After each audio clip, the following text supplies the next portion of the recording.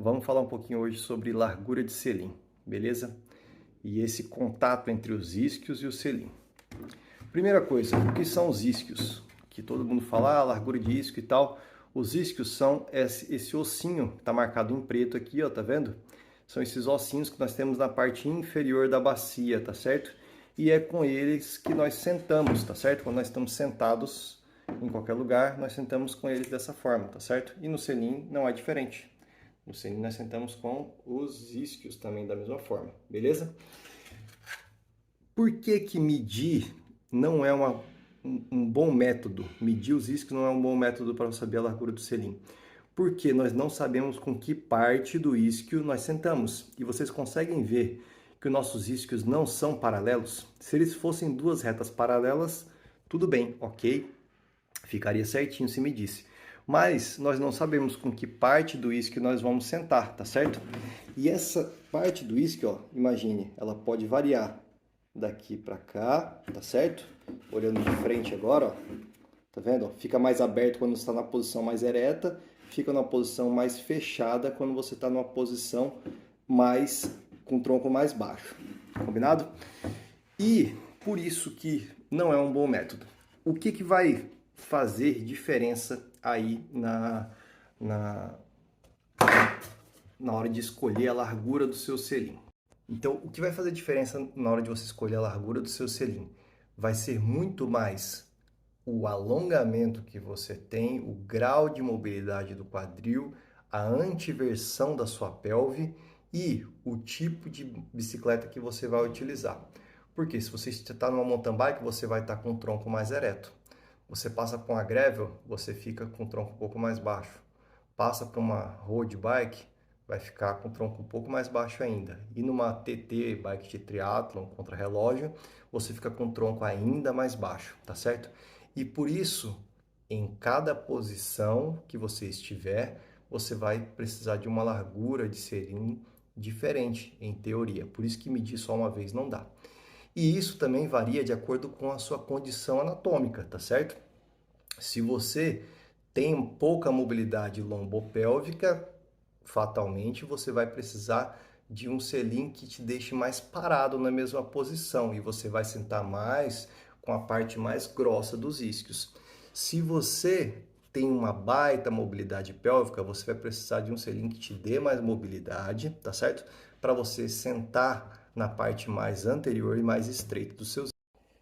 Eu vou gravar um teste agora na folha de papel mostrando o footprint formado pelas duas linhas dos isquios numa folha de papel branco, de acordo com a antiversão, de acordo com a versão da pelve, para vocês terem uma ideia de como isso muda e por que dos formatos dos selins da forma que eles são, tá certo?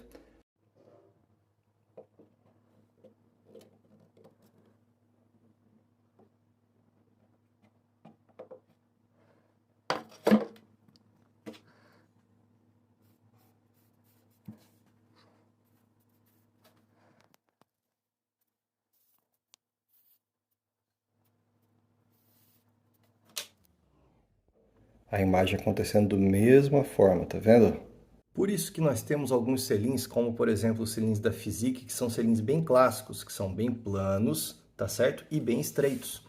Não existe numeração 155, 168 desse tipo de selim. Por quê? Porque ele é um selim feito para quem tem boa mobilidade lombopélvica, um bom alongamento, entendeu? Vai utilizar ele numa road bike, você não vai ver um selim desse numa mountain bike, entendeu? Por quê? A pessoa vai andar com o tronco mais para frente, ela tem uma boa mobilidade, ela precisa se movimentar em vários pontos do selim, tá certo? E ela precisa se movimentar com vários pontos do seu isquio também, mas sempre utilizando mais a parte anterior, que é mais fechada, ok? Esse é um selim clássico selado, né? Eu tenho aqui um exemplo para poder mostrar, ó. Você vê ele no perfil, ele é mais selado, ele não é um selim tão plano, tá certo? O selim aí, o Power da Specialized, que é um dos mais conhecidos, né? Para quem é esse tipo de selim? Para quem tem pouca mobilidade lombopélvica, para quem tem encurtamento, para quem tem pouca elasticidade, para quem tem pouco alongamento, tá certo? Para quem vai ficar muito tempo parado na mesma posição.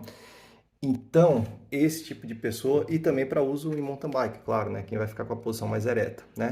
Mas você pode ficar na posição ereta em outros tipos de bicicleta também.